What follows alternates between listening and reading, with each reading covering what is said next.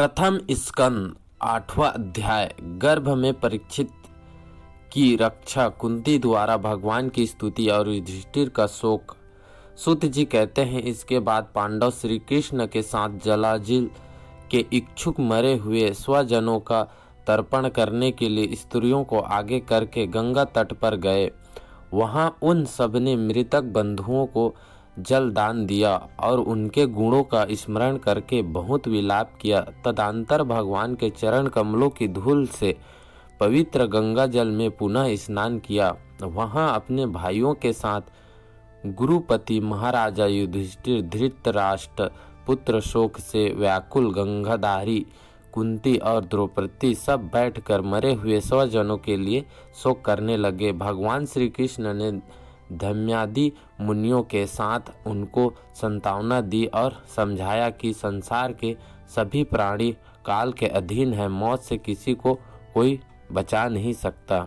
इस प्रकार भगवान श्री कृष्ण ने अजात शत्रु महाराजा युधिष्ठिर को उनका वह राज्य जो दूतों ने छल से छीन लिया था वापस दिलाया तथा द्रौपदी के केशों का स्पर्श करने से जिनकी आयु क्षीण हो गई थी उन दुष्ट राजाओं का वध कराया। साथ ही युधिष्ठिर के द्वारा उत्तम सामग्रियों से तथा पुरोहितों से 3 अश्वमेघ यज्ञ कराए। इस प्रकार युधिष्ठिर के पवित्र यश को 100 यज्ञ करने वाले इंद्र के यश की तरह सब ओर फैला दिया। इसके बाद भगवान श्री कृष्ण ने वहां से जाने का विचार किया। उन्होंने इसके लिए पांडवों से विदा ली और व्यास आदि ब्राह्मणों का सत्कार किया। उन लोगों ने भी भगवान का बड़ा ही सम्मान किया। तदंतर सत्यकी और उद्धव की साथ द्वारका जाने के लिए वे रथ पर सवार हुए। उसी समय उन्होंने देखा कि उत्तरा भय से विह्वल होकर सामने से दौड़ी चली आ रही हैं। उत्तरा ने कहा, देवाधिदेव जगदीश्वर, आप महायोगी हैं, आप मेरी रक्षा कीजिए, रक्षा कीजिए। आपके अतिरिक्त इस लोक में मुझे अभय देने वाला और कोई नहीं है, क्योंकि यहाँ सभी परस्पर एक दूसरे की मृत्यु के निमित्त बन रहे हैं। प्रभु, आप सर्वशक्तिमान हैं। यह धकते हुए लोहे का बाण मेरी ओर दौड़ आ रहा है। स्वामी, यह मुझे भले ही जला डाले परंतु मेरे गर्भ को नष्ट न करे, ऐसी कृपा कीजिए। सूत जी कहते हैं, भक्तवत्सल्य भगवान श्री कृष्ण उनकी बात सुनते ही जान गए कि अश्वत्थामा ने पांडव के वंश को निर्वीज करने के लिए ब्रह्मास्त्र का प्रयोग किया है। सौनक जी, उसी समय पांडव ने भी देखा कि जलते हुए 5 बाण हमारी ओर आ रहा है, इसलिए उन्होंने भी अपने अस्त्र उठा लिए। सर्वशक्तिमान भगवान श्री कृष्ण ने अपने अनन्य प्रेमियों पर, शरणागत भक्तों पर बहुत बड़ी विपत्ति आई जानकर अपने निज अस्त्र सुदर्शन चक्र से उन निज जनों की रक्षा की। योगेश्वर श्री कृष्ण समस्त प्राणियों के हृदय में विराजमान आत्मा, उन्होंने उत्तरा के गर्भ को पांडव की वंश परंपरा चलाने के लिए अपनी माया के कवच से ढक दिया। सौनक जी, यद्यपि ब्रह्मास्त्र अमोघ हैं और उनके निवारण का कोई उपाय भी नहीं है, फिर भी भगवान श्री कृष्ण के तेज के सामने आकर वह शांत हो गया। यह कोई आश्चर्य की बात नहीं समझनी चाहिए, क्योंकि भगवान तो सर्वमय हैं। वे ही अपनी निज शक्ति माया से स्वयं अनजन्म होकर भी इस संसार की सृष्टि का रक्षा और संहार करते हैं। जब भगवान श्री कृष्ण जाने लगे तब ब्रह्मास्त्र की ज्वाला से मुक्त अपने पुत्रों की और द्रौपदी के साथ सती कुंती ने भगवान श्री कृष्ण की इस प्रकार स्तुति की। कुंती ने कहा, आप समस्त जीवों के 12 और भीतर एक रस स्थित हैं, फिर भी इंद्रियों और वृत्तियों से देख नहीं जाते, क्योंकि आप प्रकृति से परे अधिपुरुष परमेश्वर हैं। मैं आपको नमस्कार करती हूँ। इंद्रियों से जो कुछ जाना जाता है उनकी तह में आप विद्यमान रहते हैं और अपनी ही माया के पर्दे से अपने को ढके रहते हैं।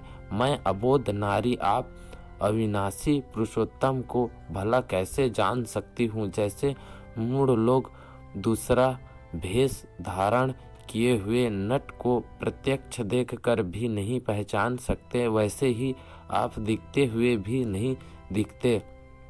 आप शुद्ध हृदय वाले विचारशील जीवन मुक्त ब्रह्महंसों के हृदय में अपने प्रेममयी भक्ति का सृजन करने के लिए अवतीर्ण हुए हैं। फिर भी हम अल्प बुद्धि स्त्रियों आपको कैसे पहचान सकती हैं? आप श्री कृष्ण वासुदेव देवकी नंदन नंद गोप के लाडले लाल गोविंद को हमारा बारंबार प्रणाम है, जिनकी नाभि से ब्रह्मा का जन्म स्थान कमल प्रकट हुआ है, जो सुंदर कमलों की माला धारण करते हैं, जिनके नेत्र कमल के समान विशाल और कोमल हैं, जिनके चरण कमल में कमल का चिन्ह है। श्री कृष्ण, ऐसे आपको मेरा बारंबार नमस्कार।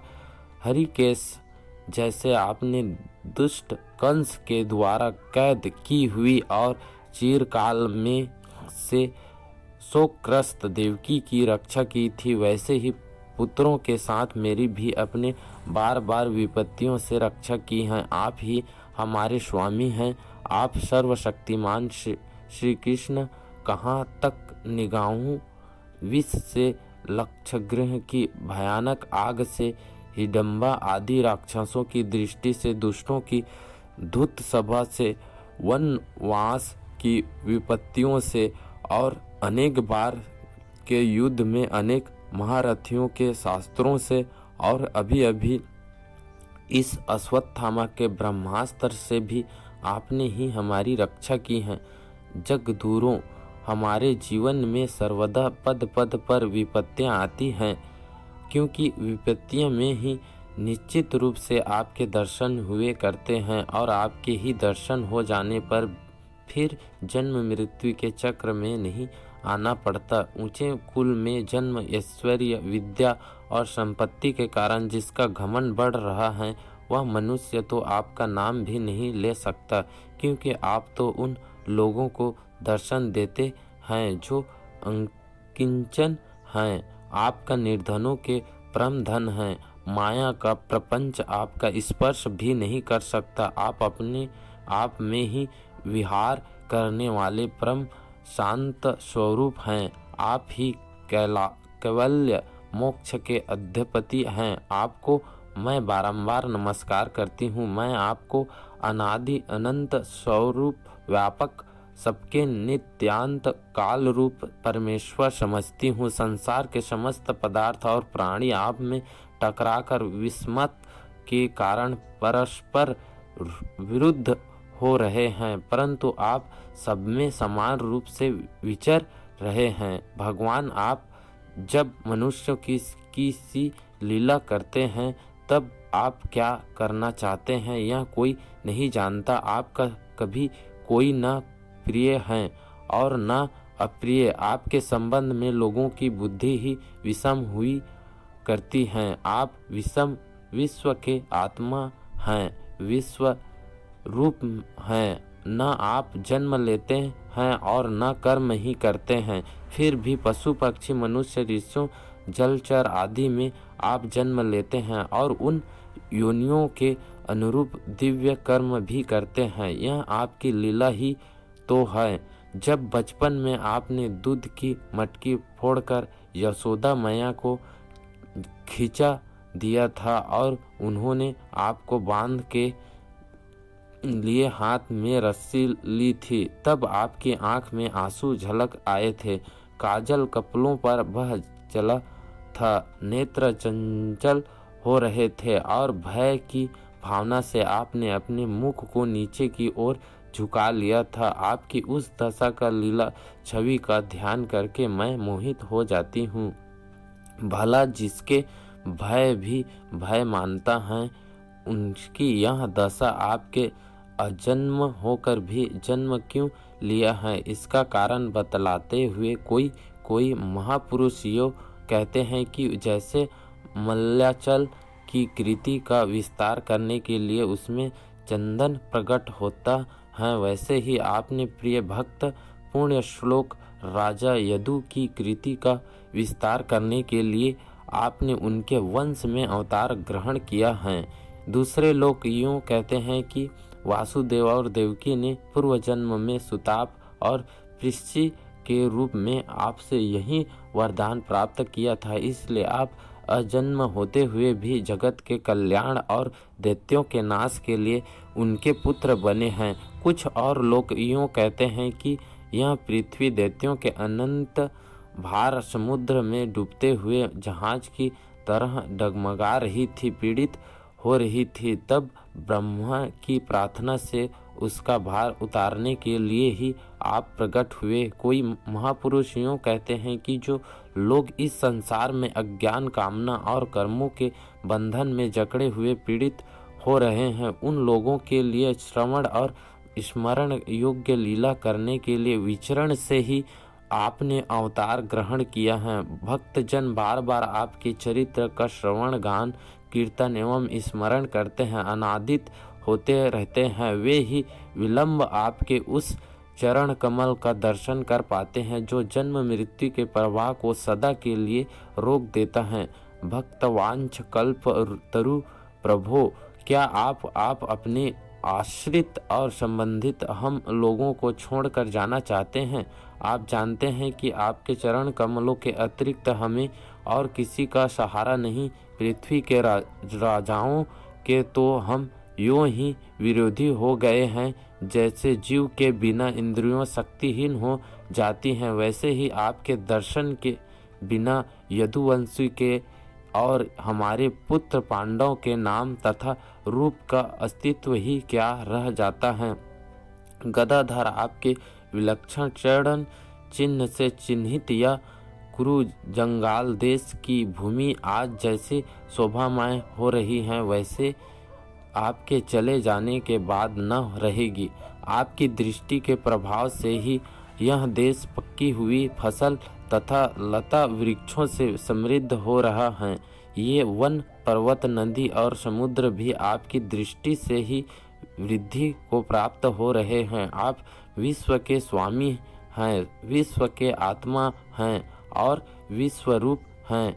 यदुवंशियों और पांडव में मेरी बड़ी ममता हो गई है। आप कृपया करके स्वजनों के साथ जोड़े हुए इस स्नेह की दृढ़ फांसी को काट दीजिए। श्री कृष्ण जैसे गंगा की अखंड धारा समुद्र में गिरती रहती है, वैसे ही मेरी बुद्धि किसी दूसरी ओर न जाकर आपसे ही निरंतर प्रेम करती रहे। श्री कृष्ण अर्जुन के प्यारे सखा यदुवंशिरोमणि, आप पृथ्वी के भार रूप राजेश्वधारी दैत्यों को जलाने के लिए अग्नि स्वरूप हैं।